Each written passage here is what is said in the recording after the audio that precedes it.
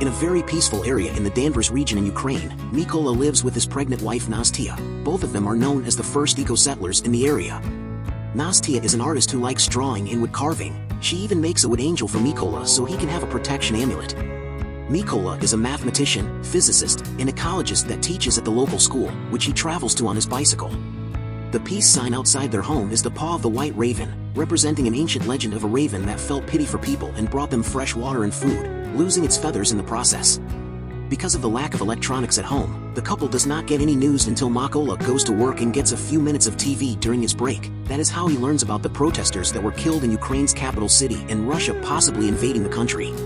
During class, Mykola is harassed by student Ivan, who thinks his teacher is a stranger and a weirdo, so he wants him gone. But Mykola never lets him anger him because he believes in pacifism and working on guiding the youth's mind. One morning on his way to work, Mykola notices some soldiers standing by the road but pays them no mind. When he finally arrives at school, he is shocked to find it empty, and the TV quickly tells him why. Russia has invaded Ukraine. Remembering the soldiers he saw earlier, Mykola worries about his wife and rushes back to his house. But it is already too late. The Russians are there beating Nastia up, and they catch Mykola too when he tries to defend her. After the soldiers make sure they are not spies, they start a fire inside the house and leave. But when Nastia tries to retaliate by throwing a stone at them, the soldiers do not hesitate to shoot her before finally going away. Devastated, Mykola clings to his wife's body while watching his house burn down. Hours later, two members of the Ukrainian militia find Mykola, and after checking his identity to make sure he is an innocent civilian, they help him dig a grave for Nastia.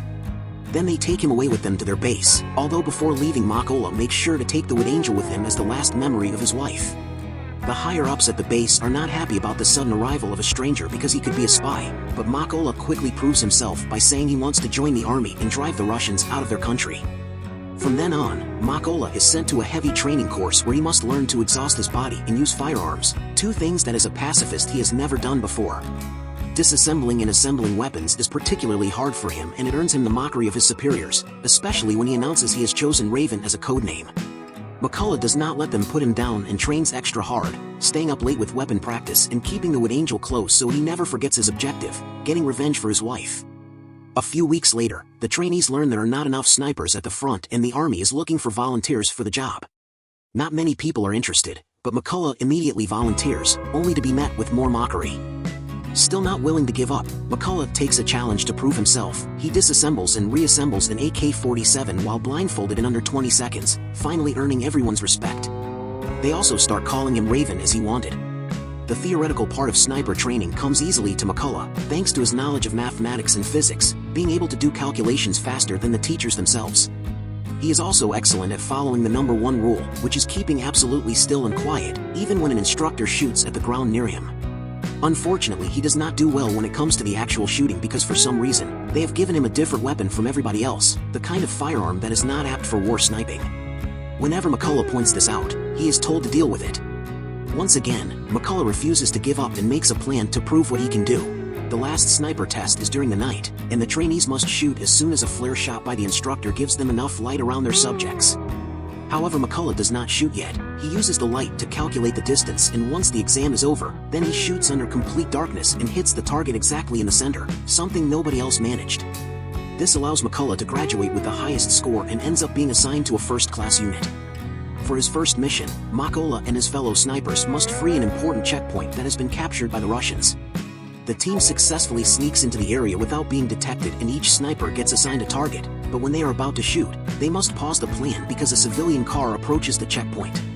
The Russian soldiers make the two civilians come out and hand in their passports, refusing to give them back when they ask the couple to leave. The man makes a scene as he demands to be given his things back, causing the Russian soldiers to respond with violence. Mykola's team notices this and immediately attacks, killing every soldier with quick efficient shots, including the guy that tries to hold a civilian woman hostage. Once the mission is over, the team hangs the Ukrainian flag to retake control of the checkpoint.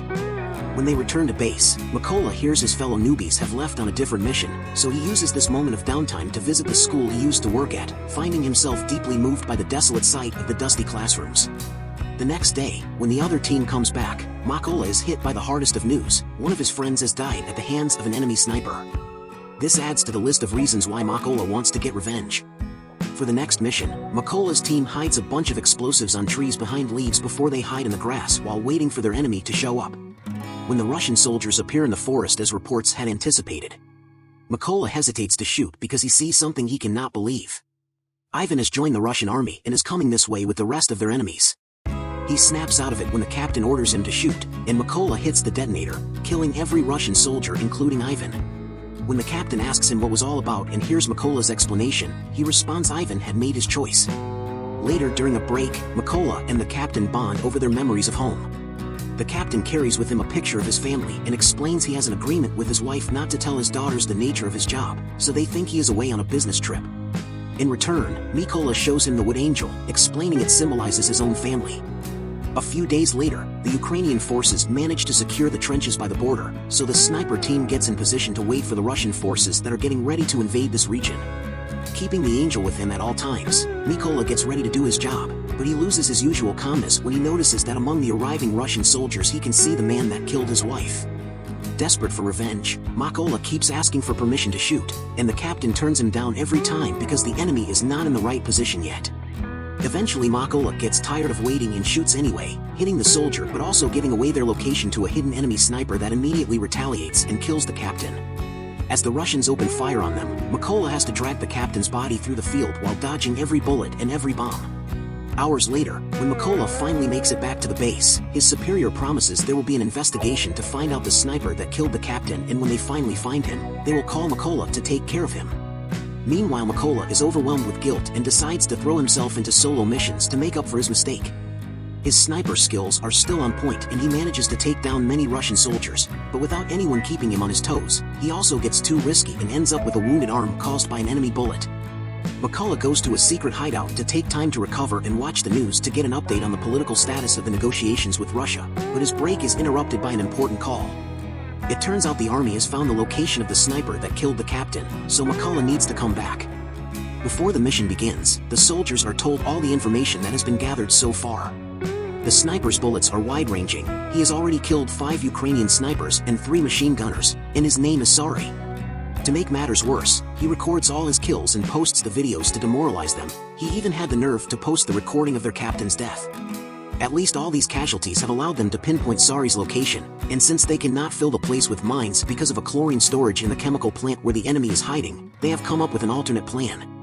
Their snipers will take out the lower soldiers to clear the way in order for Mykola to sneak inside and get Sari face to face. When the mission begins, all the Ukrainian snipers get in position and wait for Mykola to get inside the building by crawling through the field.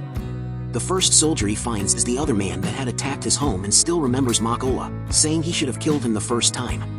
After killing him with one quick and satisfying shot, Mykola gives his teammates the okay to attack, prompting all the Ukrainian snipers to fire at the same time and managing a sweep of the area without raising any alerts. There are only 2 Russian snipers left, including Sari. They do not notice there is something wrong until they stop receiving messages over the comms and go to check on their fellow soldiers, finding them all dead. While Mykola uses the chance to get deeper into the building unnoticed, Sari calls for backup and sends the other soldier to keep watch before he returns to his spot, where he is surprised to see a little wood angel. At that moment Mykola comes out, jumping on Sari to kill him with a knife while the other Russian soldier falls victim to a grenade that is waiting for him. Then the backup that Sari called for arrives at the area, so Mykola uses Sari's radio to tell the new soldiers that they will pay for what they did. As soon as the Russian truck parks, the Ukrainian soldiers open fire on it, eliminating all the targets in seconds. Now that Mykola has avenged his wife, his friend, and his captain, he decides to take a break and go back home to visit Nastia's grave, making sure to fix the cross that had fallen. Sadly, as much as he misses his home, he cannot stay because there is much more work to do for his country. Soon he is on another solo mission, ready to bring down as many Russian soldiers as necessary.